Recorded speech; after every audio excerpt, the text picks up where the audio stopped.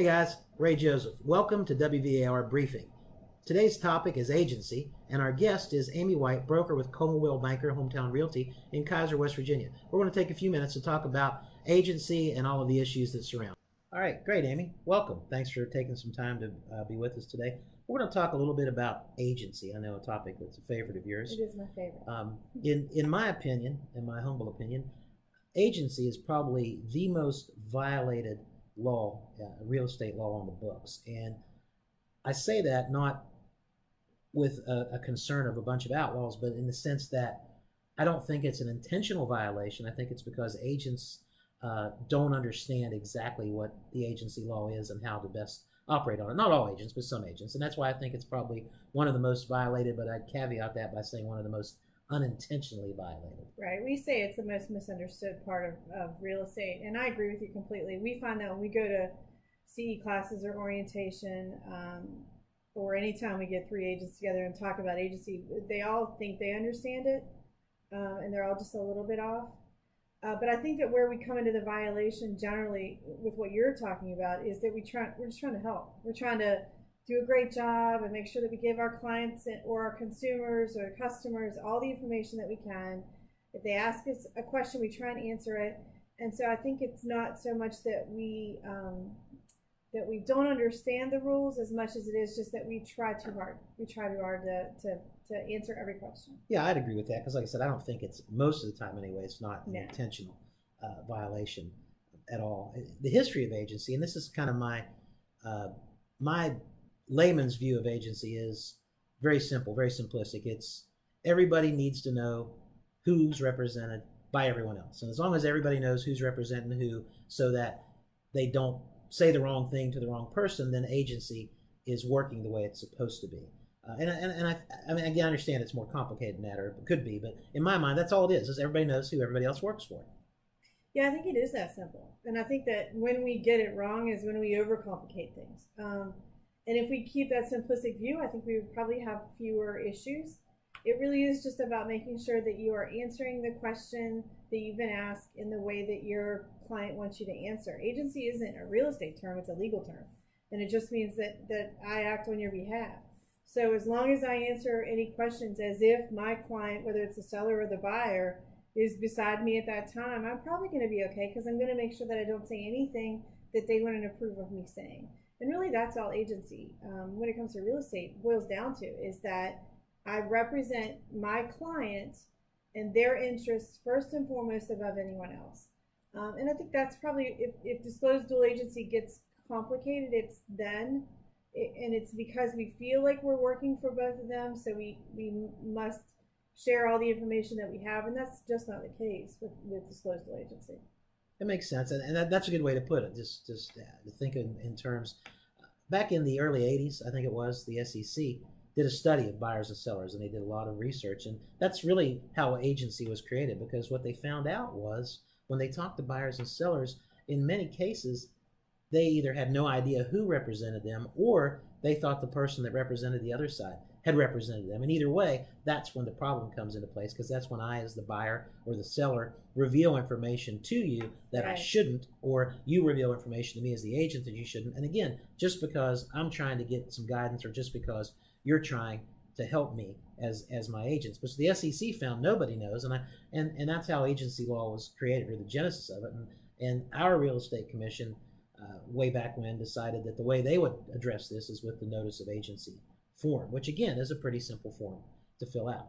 It is a simple form to fill out. It gets complicated. People tend to think it's an agency agreement. It's not that. It's literally just a notice that says a notification of who I work for and how the rules work. And so when we tell agents it's one of the first documents they need to produce with either side, buyer or seller, it's not because we want to send people screaming away. It's really to make sure that everybody understands this is the laws, the way they work. And we see that in both buyers and sellers. Buyers probably more clearly than sellers, because if a buyer calls me and says, I want to see a house that I have listed because my name is on the sign out front, they think that when they call me that I'm working for them. That's just a natural reaction. Sellers feel the same way, though. They think I'm working for them too. And so if I'm not the agent that's with the buyer, if I don't show the house enough, they think I didn't work for them. And the reality is I probably never show the house, and I'm still working for them more than I would be any other way.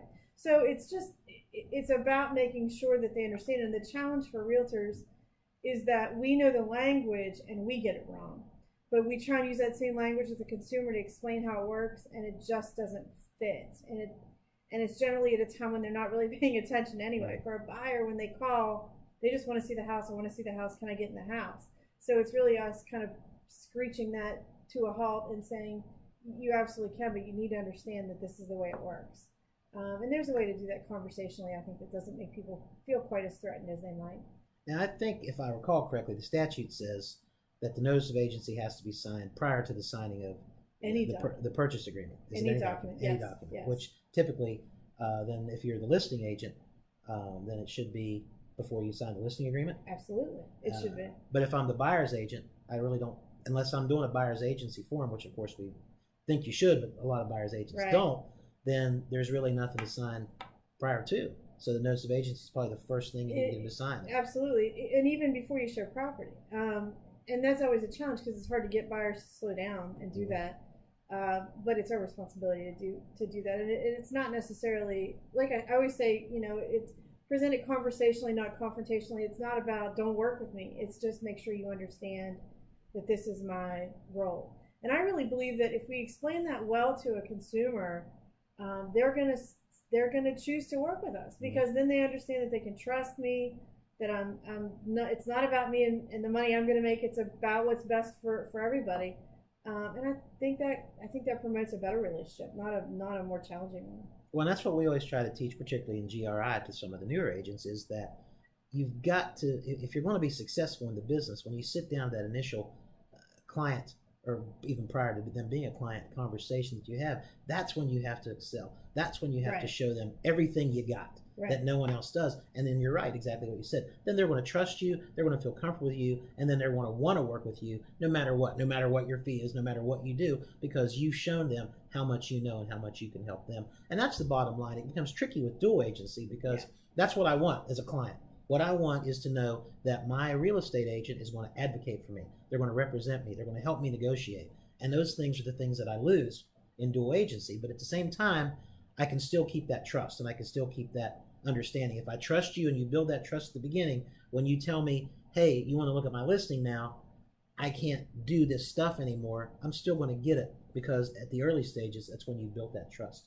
Yeah, and you never really lose that. I mean, we can't advocate in the way that we might if we were one-sided, but the reality is, it's our job in a disclosure agency relationship to facilitate the transaction to its natural place, which is the one that makes the most sense for everybody. And so in that way, as long as they know that I'm not working against them, I think at that point that's really all that I can do, and they feel more secure that everybody's going to work in a fair and a safe manner, and not necessarily nobody's out to get anybody. And that's probably the most comfortable way to describe that, I guess.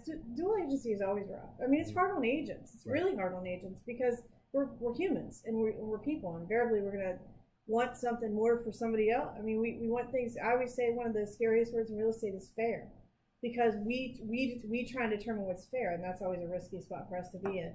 And with dual agency, it gets a little harder, because you feel like somebody's maybe getting away with something, and so it gets to be a challenge. But that's that's our job. I mean, so it's a challenge. If it was easy, everybody would do it. And one more thing, teams. The Real Estate Commission, as you know, has made a lot of changes to the rules in Series 1, 2, and 3. But in Series 1, one of the things they've looked at, and they've talked about, our notice of agency forms, marketing, things like that. We're still tearing them up, still analyzing, we're still looking through it. But one of the things that I do know for a fact is that before it was a gray area, but now when it comes to teams, what the commission has said is that every member of the team signs every notice of agency for every client. Now, that might be a sort of a pain in the neck, because in some cases the broker has signed it and so forth. But at the end of the day, that lets the consumer know who they're talking to, who all represents them, and can be actually turned around, I think, into a positive. But it's also a positive for the company and the agents, because it lets the consumer know, wait a minute, if I tell this to one person, I'm telling it to everybody. Right. And so I think that's why the commission made the changes, or or cleared it up. Yeah, and I'll tell you from a broker's perspective, I like it better too, because I like the idea that everybody has to review that same relationship. Because if not, I think it can get a little squirrely sometimes, especially for agents who are in bordering counties. I'm dual licensed. I'm Maryland licensed as well. Agency is completely different in Maryland than it is in West Virginia. Virginia is different than West Virginia. Ohio, Kentucky, they all have a little bit of a nuance. So I like that notice of agency form because it makes everybody review again. This is who I am. This is how I work. This is what my job is today. And I think if you spin it the right way, if you're a team, it just shows your commitment and your power more than anything else. Yeah, it's one more document to sign, but who cares? There's so many documents to sign anyway. What's the average contract now? 17, 18 pages. So what's 2 or 3 more? That's a whole nother edition. That's another hour. But yeah, no, but it's a couple more pages. But I believe that it's probably for everybody a good thing. It's just, again, it presents, if you're a team, it presents the strength of your team. You don't get just me, you get all of us. I think that agents that are individual agents, not teams, should present themselves that way with their company. Mm-hmm. You don't just get me, you get all of me, and that's a great. To me, that's a great tool. Final thoughts? I think when we talk about agency, the explanations of agency, understanding agency, making sure that consumers understand agency is really a selling point for realtors more than anything else. It's a time, the market's good in most of our markets now. We're low on inventory across the state, I think, and so this is the time that people start to push back on commissions for us. I think if you explain agency, it goes a long way to satisfying that conversation. I know that we all talk about discount brokerages that sort of throw listings online and act like they're representing, and they never do. There's so many risks involved with that, but I think agency probably is at the top of that list for them because unfortunately that seller feels like they're represented and they're really not. For sale by owners are the same way. But so I think, again, if I had a final thought, it's been a long one, but I would expect brokers to sit down once a year and have that conversation with their sales team to say, this is what agency is. Let's review it. Let's talk about when the forms get filled out, what the best way is to do that. How do we have that conversation online versus face-to-face? I think it's one of those things that you've got to review as often as possible, along with the other. There are 5 core elements in West Virginia real estate, agency being one, fair housing and the others. But I think it's that important, and I think it's something that we need to review as often as possible. When you touched on one more thing for a final thought, it reminded me, we're seeing a lot of, with the inventory issues, with prices and things, we're seeing a lot of these, hey, give me $500 and I'll put your listing in the MLS, which is in essence discount brokerage.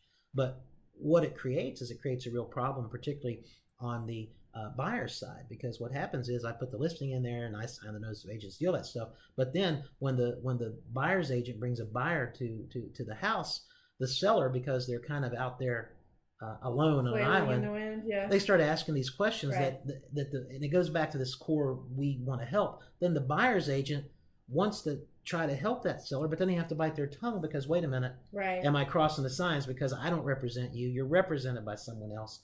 But at the same token, they want it to be a good experience for their buyer, and they try to help. So it really muddies the waters. Yeah, that's a problem. I mean, those kinds of discount companies, they're a challenge just in and of them. They make it harder on everybody.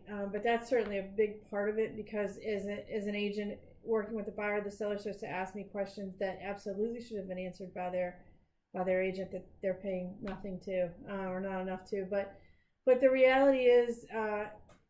In that moment, this is when that trust that you've established works to your advantage. Mm-hmm. Because if the buyer that is my client knows that I'm going to do the best job I can to protect them, that means a legal transaction as well, and one that goes as smoothly as possible. So in those situations, I'm working a little harder than I need to, but it's to everybody's advantage for us to make sure that things get, things like, what we lose quickly with that is we lose lead-based paint forms are almost never done. There's just little things like that but could kill a deal, could absolutely put somebody in harm's way.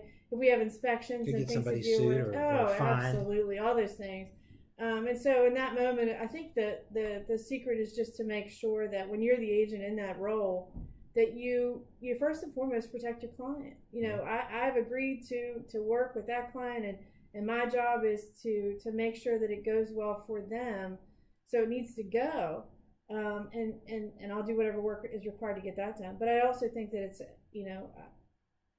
I'm probably not going to do more than I should, but Right.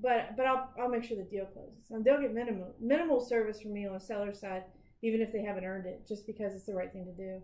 Right. Great. Thank you very much, Amy. Sure. That's all the time we have for today. I hope you learned a few things about agency. And remember, the best way to prevent problems is to stop them in the beginning when they're small by taking the time early on in your transaction to have these discussions with your clients. Because remember Ray's rule of real estate. Agents are in charge of the process, not the decisions. Thanks for listening.